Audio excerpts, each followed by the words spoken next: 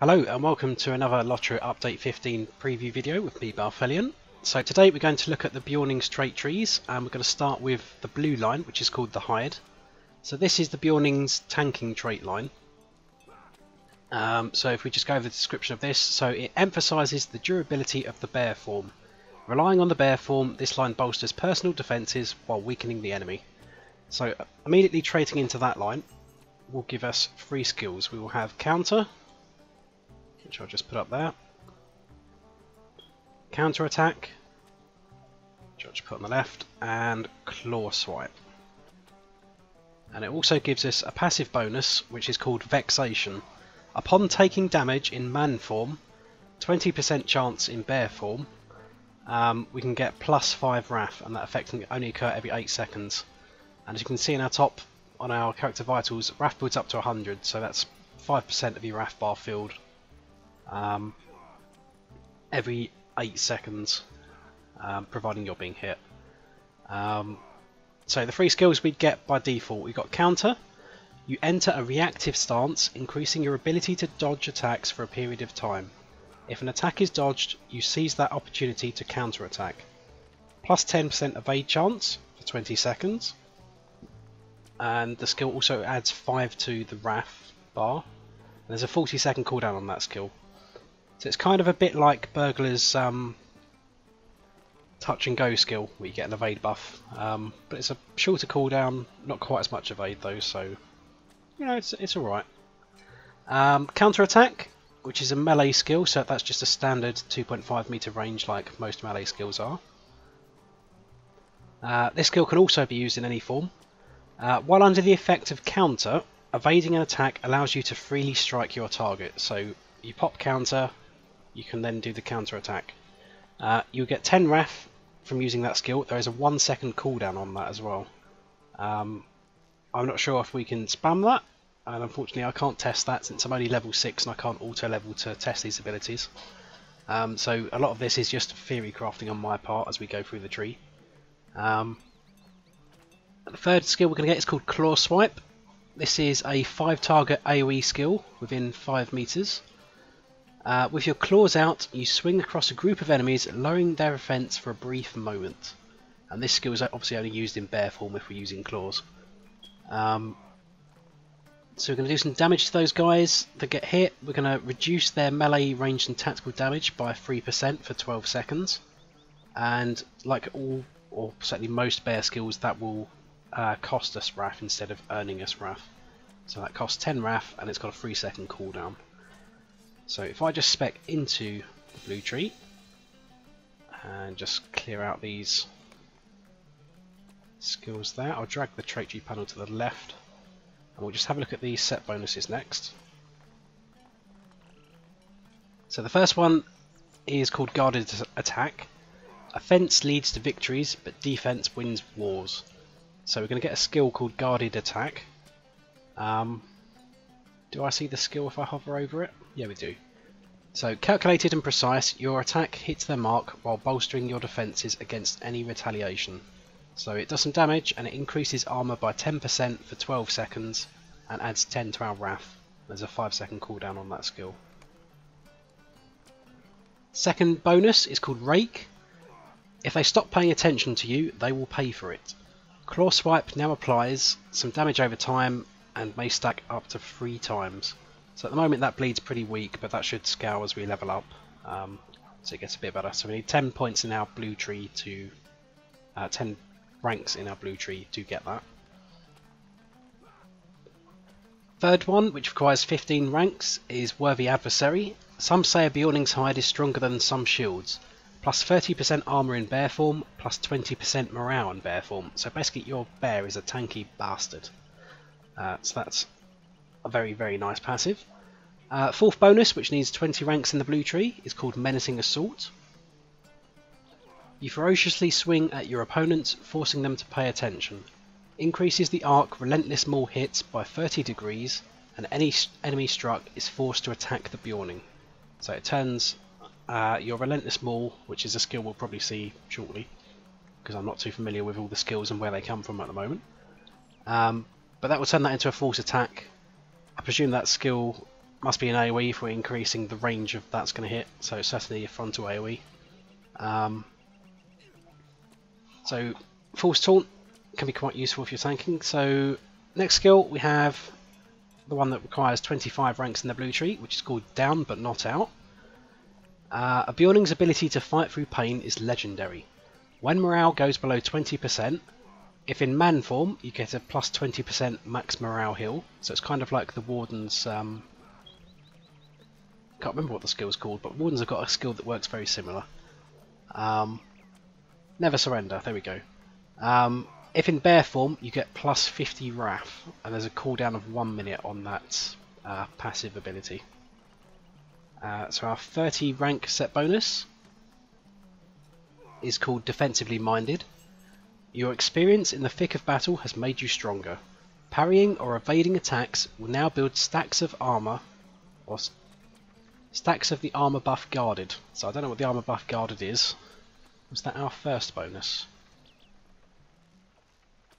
That's something else. It might be related. Still, stacking defensive bonuses, can't argue with that. And our 35 rank bonus at the top of the tree is called Animalistic. You prefer to spend your days as a bear over all else. Lowers the wrath per second cost of bear form by 2. So if I have a look at the skin changeability, so by default, if you're in your bear form, you will lose 3 wrath points every 3 seconds. So if we have that ability, it basically means we can stay in our bear form for 3 times as longer, because it only costs 1 wrath every 3 seconds. So you can pretty much stay in your bear form permanently, basically, if you use your abilities right. As you've seen from those bonuses so far, your bear form is much more tankier than your man form, all those passive bonuses. So let's cover some of the traits that we can get then as we go through this tree. So I'll do them in tiers, just put them side by side. So the first tier, we have 3 options, which I'll just put side by side there. So okay, so the first one is Vitality Increase. Increases your vitality per rank. It's just a flat bonus. I'm not sure if that will scale as you level. I imagine it probably would scale as you level, because that's not really too much. Second trait is Opposing Presence. Increases the area effect damage of Biting Edge. Max rank causes Biting Edge to Force Taunt for a short duration, so we get another Force Taunt to help us with tanking. But at the cost of an increased cooldown. So the first 4 ranks will increase the damage, and the last rank will give plus 5 seconds extra cooldown, but it does more AoE damage as well. And it will also Force Taunt. Third trait is called Hardened Heart. After using Hearten, you generate additional wrath over time. Additional amount per second is increased by additional ranks. So Hearten, do I have that? Is this one? There we go. So Hearten is just a heal for both myself and allies, apparently. But after casting Hearten, every 1 second I can get some wrath for 5 seconds. And that amount increases if we spend some more points on that. So you're probably going to go for Opposing Presence as a priority in that first tier of traits. Second tier of traits, we have only 2 options. So the first of these is called Vigilant Roar. Vigilant Roar gains a reactive shield that reflects a portion of the damage taken. Additional ranks increase the shield's duration. So we gain, on any hit received, reflect 30% of damage for 10 seconds. And we can increase the duration of that reflect by an additional 4 seconds with those extra points. So yeah, it can be handy. Next trait is called In Harm's Way, which shares its name with a captain skill. Or passive, I can't remember if it's a passive these days. In addition to redirecting damage to the Beorning, Sacrifice also transfers some of the target's threat. So I think Sacrifice is one of the abilities where you can sacrifice some of your morale to heal, possibly. Sadly, since I don't have that skill because I'm only level 6, we can't pop that up. But using Sacrifice transfers 10% of the target's threat to you, so it's kind of like a Warden threat leech from back in the days when Wardens could actually threat leech properly. And then you can get additional threat transferred as well, so at max rank 3, you should take 40% of your allies' threat, which is pretty damn good. So you should be able to make enemies stick to glue on you with that. So, third tier, we have 3 options. We have Weakening Blow, we have All on the Line, which is a follow-up to In Harm's Way, and then we have Rending Blows. So, Weakening Blow increases the damage of Slam per rank. Max rank gives Slam an outgoing damage debuff. So 4 ranks have just increased damage, and then 5th rank, Slam now debuffs your enemy minus 10% outgoing damage for 10 seconds. So if you're fighting a really hard enemy, that could be quite useful, particularly if it's a boss fight, as well as giving a bit of extra damage there. So All on the Line requires you to have In Harm's Way at rank 3, which is its max rank. Increases the amount of damage that Sacrifice redirects, but mitigates a percentage of the redirected damage. So you take more damage, but you mitigate that amount by more as well. So I'm not sure how the math calculates on that, and math is not my strong point, so I'm not going to try calculating that now. But there's only 2 ranks of this, so you can redirect an extra 30% of the damage and mitigate 10% of it, or you can redirect 30% of the damage and mitigate 20% of it.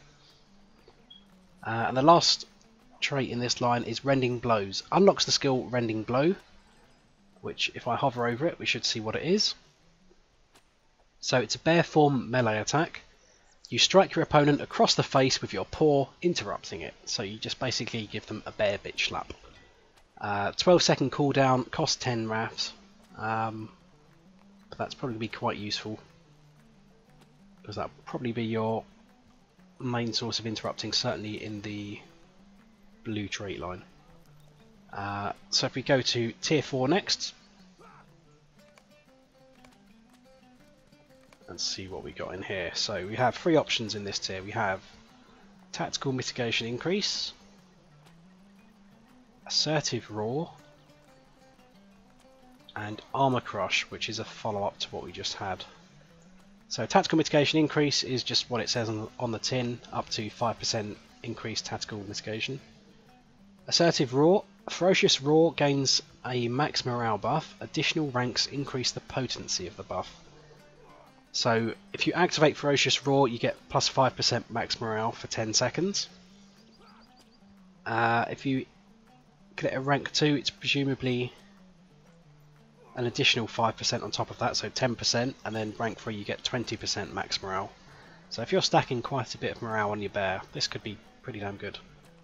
And then the last skill, Armor Crush, which is a follow-up to Rending Blows. If you've bought that skill, you can then get Armor Crush to augment that skill. So the first rank converts Rending Blow into Armor Crush, which adds an incoming damage debuff to the skill. The second rank increases the debuff, but increases the cooldown of the skill as well. So we can increase incoming damage by 5% on our target for 2 seconds extra cooldown, or we can increase it by 10% for 4 seconds cooldown. So it's up to you if you want that trade-off or not. But again, I'm not going to crunch the numbers on that. I'd probably just buy it. Why not? Rank 5. We have 2 skills. We have Recuperate and Sluggish Stings. So Recuperate unlocks the skill Recuperate, which I'll just pop up now. A wrath-consuming heal over time. So the skill itself is a heal. It's only usable in bear form. You consume some of your wrath to regain some morale in the heat of battle. So this will scale as you level up. So because I'm only low level, it's a pretty crappy heal at the moment. But it will give you an initial heal and a heal over time effect for 6 seconds. Costs 10 wrath, and it's got a 3-second cooldown. So as long as you've got the wrath, you can spam that. I'd assume it probably won't stack the effect. Obviously you're still going to get your initial heal proccing every time you click the skill, but the heal over time probably won't stack. It'll probably just refresh the duration back to 6 seconds. And the second skill in this line is Sluggish Stings. In addition to dealing damage, your bees now increase the duration of your target. So to give that a bit of context, there is a Beorning attack that you get at some point, I think it's just from normal levelling, where you can just have a bee swarm attack people, and apparently it's quite fun, but I haven't seen that in action yet. So rank 1 increases damage, and the bee swarm now applies plus 10% induction time for all enemy skill inductions, and that lasts for 12 seconds. And at rank 2 it gives them an extra induction debuff, so it's fairly handy, that one. Rank 6 we have 2 skills. We have Quick Recovery and Physical Mitigation Increase. So Quick Recovery comes back off the trait of Recuperate, so once you earn Recuperate you can buff it with Quick Recovery. So this increases the initial heal of Recuperate at the cost of lowering the heal over time. So if you prefer having a nice big heal at the front and you don't really care much about the heal over time, you probably want this. If you enjoy having the heal over time ticking away in the background, you might prefer not to buy this. So rank 1, 25% extra flat heal at the start, but it halves the dot. And the second rank will give you plus 50% initial healing, but take off half the dot as well. So if you're going to go for it, you might as well get all 2. There's no point only taking it to 1. And the second trait is Physical Mitigation Increase. Probably like most other classes, you'll probably find that capping your physical mitigation is going to be a lot easier than capping the tactical mitigation. So yeah, probably you're going to be less reliant on this one, but it's still going to be nice while you're leveling at least. So just a flat 1% physical mitigation per rank. And that leaves us then with the single tier 7 trait, which is our current capstone, which is called Thickened Hide. Unlocks the skill Thickened Hide, which reduces all damage taken for a duration. During this time, the Beorning will heal for 1% of his or her morale each time he or she is hit. So if we just pop up the skill, so this skill can be used in any form, whether you're human or bear. Drastically reduce damage taken for a duration. During this time, being struck will heal you for a percentage of your max morale. Reduces all damage taken by 60%. On any hit received, get effect restores 1% of max morale, and that has a 10-second duration. It adds 5 to Wrath when you use the skill, and it's got a 2-minute cooldown. So it's kind of a bit of a oh shit panic button. Yeah, that sounds pretty good. So just a point as well, there are only 51 points in each of all 3 of these trait trees. All of the other classes currently have 53, and the reason why Turbine are doing that is to add or maintain the option for a bit of growth for Beornings over the coming months. Because like I think it was update 14 added 2 new traits for each trait line for the other classes. The plan is that they will do that with Beornings once players have got their hands on them and given Turbine some feedback. So there will be 2 extra traits coming, maybe update 16 at the start of next year. I think it should be about March, April time. So you'll probably see 2 extra traits then. But overall, I mean, I haven't had the chance to test the Hide trait line, but it sounds fairly Warden-like. You're working with avoidances. You've got all these mitigation buffs and temporary buffs and procs and stuff, so it sounds like it's going to be quite interesting. But I hope you guys have enjoyed that, so I'm going to do separate videos for the Claw and Raw trait lines, which should be coming out in the next few days, so stay tuned for those. See you guys later.